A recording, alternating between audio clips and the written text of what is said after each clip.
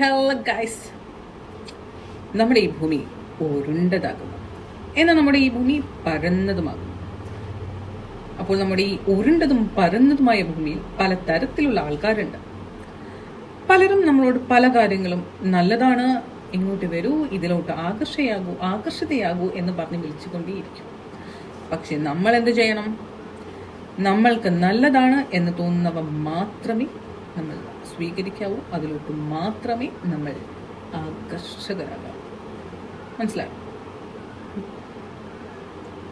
മറ്റൊരാൾക്ക് നല്ലത് എന്ന് തോന്നുന്നത് ഒരിക്കലും നമ്മൾക്ക് നല്ലതാകണമെന്നില്ല, അല്ലേ?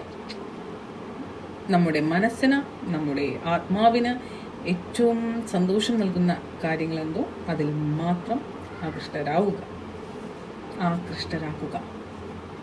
Okay guys, okay, please note the point.